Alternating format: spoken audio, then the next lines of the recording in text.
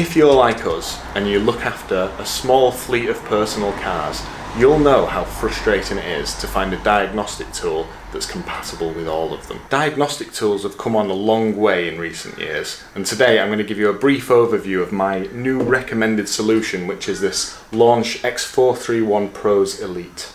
This particular tool has actually blown me away with what it can do, and I think you're going to be quite impressed with it, especially when I show you the bidirectional controls, which I'll explain shortly. In the past, I always used to recommend getting the dealer's own software because it gives you the most detailed functionality possible, although you have to be quite tech savvy to do that. For example, for older BMWs, I needed to source the input software, install it on a virtual machine on a laptop, emulating Windows XP to be able to do it, and then use a very specific K-line cable for it to work, which worked, but it's quite a faff. With Volvo, for example, I ended up not being able to get a cable that would work with Volvo VIDA software, and I gave in the end and had to buy a full setup from somebody on eBay that included an old laptop with Windows 7 on it, VIDA pre-installed, and the correct Mongoose cable.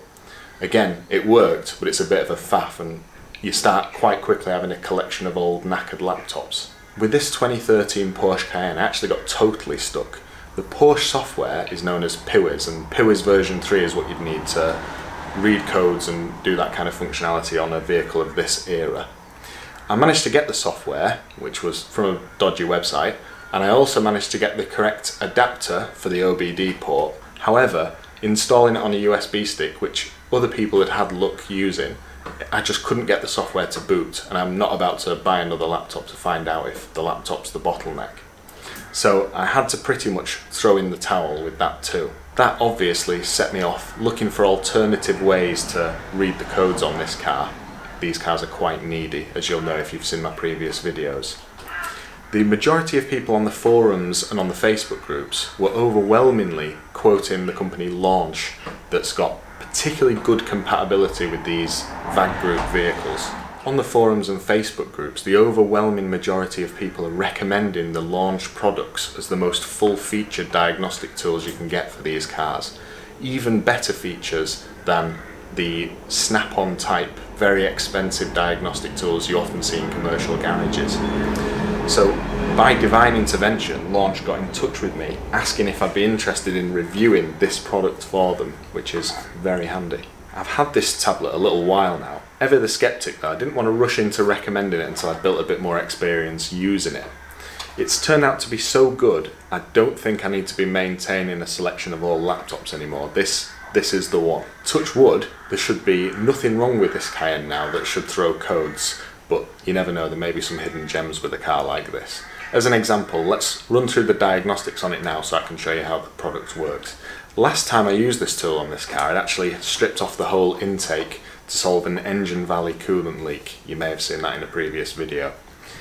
When I'd done that, this tablet was showing all kinds of codes because I'd had so many things unplugged. I cleared them, I've been driving around. I'm expecting we'll see a clean sheet for this car. We're about to find out. Before we plug it in, I can show you the nice hard case that it comes in, and it comes with a few accessories. It slots nicely into a moulded area here, so you could take this around, throw it in your boot. If you're doing mobile mechanicing, this would be absolutely perfect, to be honest. And the accessories live in this section. There's a power adapter, there's a UK 3 pin there, which is the only one I need, unless I'm going abroad. But there's also US style, European style as well. And we've got the USB-C cable in there, warranty information and registration information, and we're going to need this, the OBD2 adapter.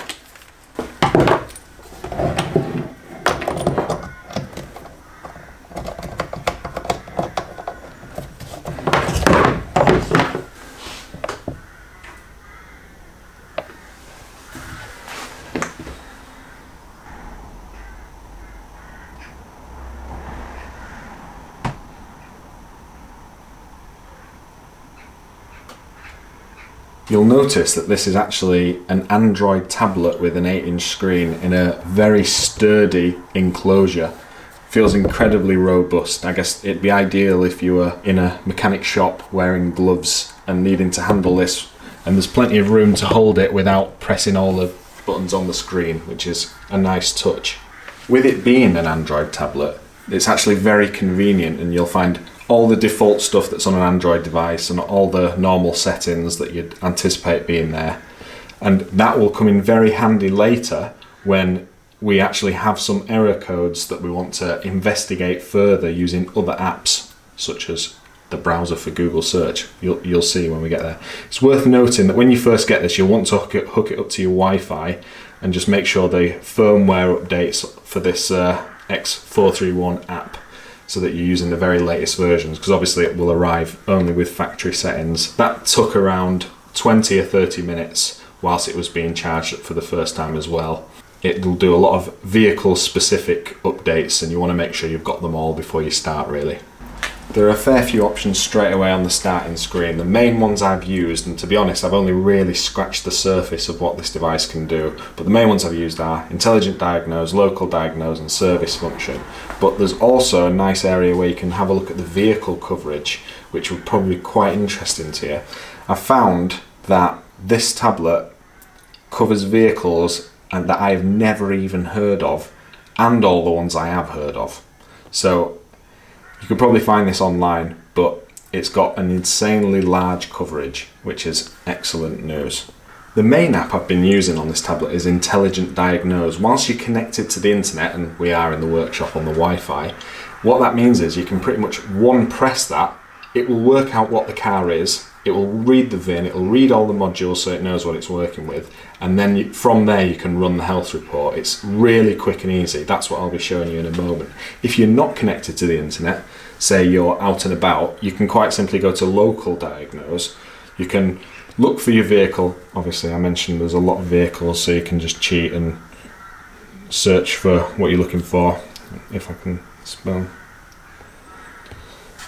And you can go straight for that and find out what functions it's got for your particular vehicle and go ahead to running a scan. Before we run a diagnostic scan, I'll just give you a quick overview of this tablet's capabilities with regard to service functions. This is where this really comes into its own for use with a car like this Porsche Cayenne that I've got. The trouble with the Cayenne is everything's got a module, and you need a computer to operate whatever service function you're trying to do. For example, if you want to set the air gap for the handbrake, you need to use a computer. If you want to code a new battery to the car, you need to use a computer. If you want to reset the service interval, you need to use the computer. If you want to run a DPF regen, you need to use a computer. If you want to bleed the coolant or bleed the ABS, you need to use a computer. So all of that is within here, and you would not have a chance of doing it without the correct software or the correct tablet. This provides that function for you. Right, well let's plug it into the Cayenne and see what it picks up today.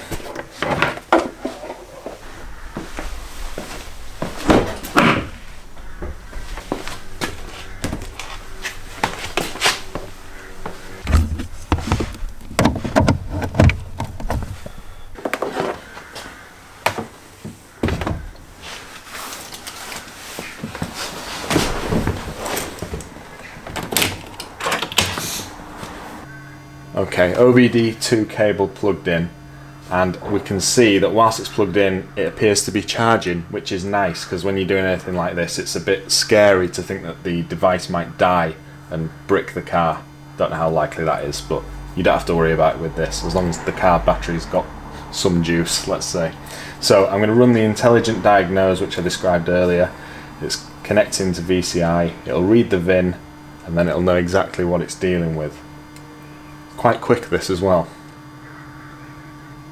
Okay, so it's got all the vehicle details and the VIN, all seems normal. I could look at the scan history, not sure about quick access, but I'm going to go into diagnostic first.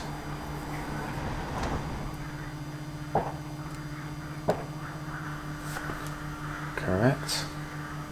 Okay, so now we've got a few options. So we've got some special functions which I'll have a look at in a minute, which are quite interesting. But what we're interested in at the moment is health report. I am sure I want to operate quick test. Oof, some reds already.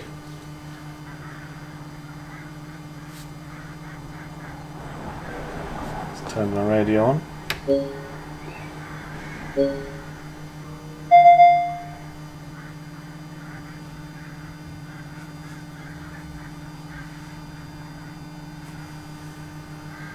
Alright, just like that, it's done. So it looks like we have 4 problems and the rest has come through as normal, which is nice. So first one being gateway. No idea what that is. Load switch off. So I'm going to enter gateway and we'll see what the codes are. So I've got an inactive code, load switch off. Look at that in a second. Communication with engine control unit, inactive. Not sure what that means. So, of course, I have no idea what either of these codes are, but through this tablet I can find out. By hitting that, it's quite simply done a Google search for this exact fault code, and I can see there are YouTube videos, there's a nice Reddit thread, and I can get straight into diagnosing this problem and working out which part is problematic. It's really that easy. Classic Reddit, someone suggesting to put a large wrench across the battery terminals as a solution. I might need to do a bit more reading on that one, but I have the facilities to find out, and I could go ahead and watch somebody's YouTube video about that, and it could be incredibly handy. Just out of interest, have another look at this one as well. Gateway control unit, chassis system. Yeah, so I can get straight into figuring out what the problem is. Let's not get too bogged down with that one right now. What else have we got? Cylinder 3 glow plug electrical fault. That sounds annoying.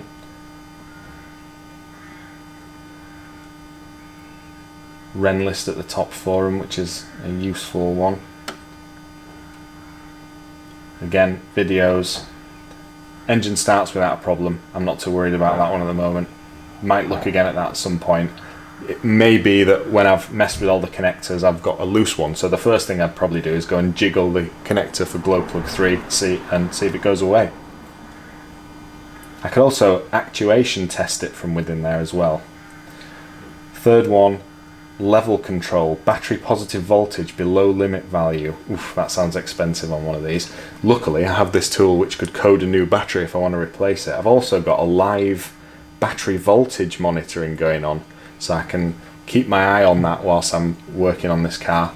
And currently it's 11.83, which actually is a little bit low, but then I am sat here with the engine not running, and this being the type of car it is, loads of electrical systems running, including the headlights, which you can't really turn off. Oh, I'm lying, you can turn that off. So all in all, not too bad. A couple of things to investigate. The car is working well without any negative symptoms at the moment, so nothing that's really got me too stressed out. This can lead me on to an extra point about this tablet though, which are the special functions. So if I go in here, I can start to use the bidirectional tests to work out what's good and what's not. And we're going to clear these codes and see which ones come back after a bit of a drive.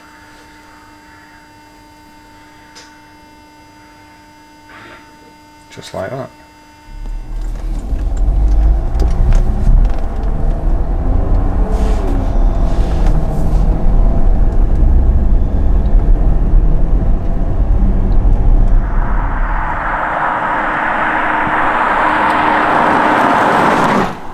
So I couldn't help myself but clear the codes and take the car out for a quick spin and test it again to see what came back.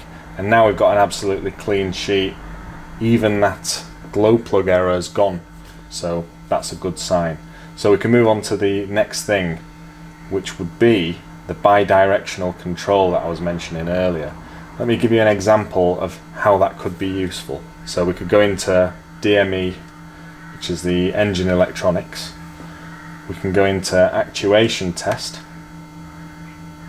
drive links, and now we've got, from an engine standpoint, a selection of things that we can actuate from this rather than having to wait for them to either happen naturally or be controlled by the car.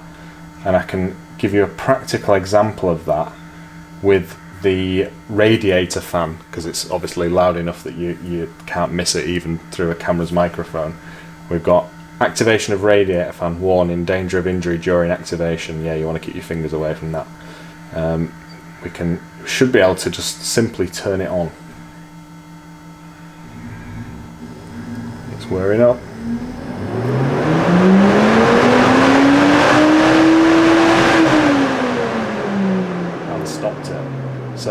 that's incredibly handy. For example, if you thought you had a problem with the radiator fan motor, you could test it just like that without needing to do anything too clever. Also, there's a lot of other things as well that you could test. For example, maybe we'll test the fuel pump. Might have to listen closely for this one.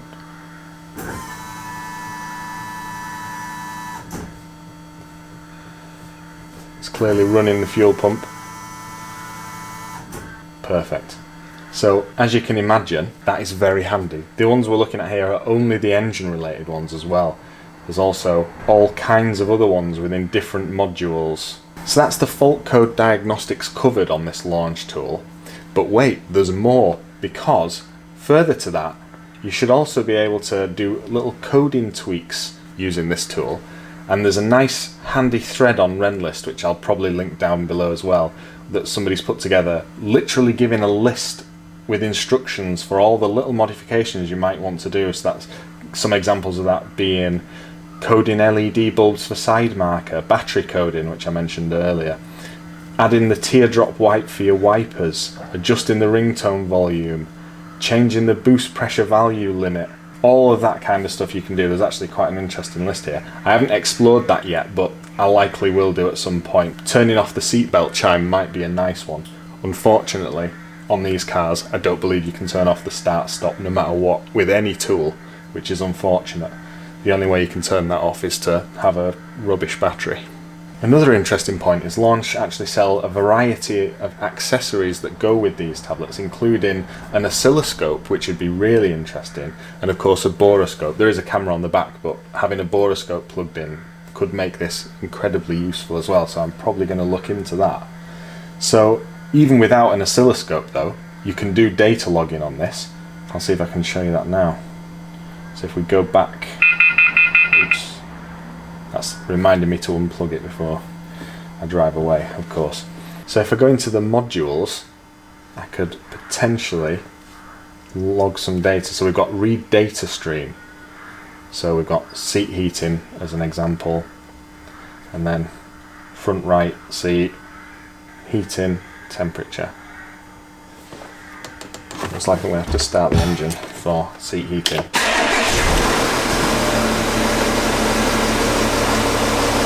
So we can see the seat I'm sat in is 27.7 degrees. Now we can see the draw of my heated seat, and even better than that, we can hit graph, and now we're plotting over time the draw and the temperature of the seat.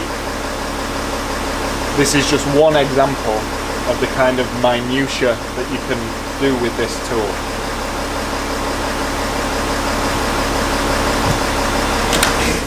That's probably enough, I'm warming up. And you can see as soon as we turned it off, the draw dropped off. Temperature still climbing. So that is a basic overview of the Launch X431 Pros Elite. And to be honest, I've barely scratched the surface on it. If you're a nerd, you'll have hours and hours of fun with this tool. It's actually absolutely brilliant what you can do with it. I could strongly recommend it so far. I've also been using it with our Volvo and with the BMW, which is a 2003 BMW M3, and the compatibility is fantastic.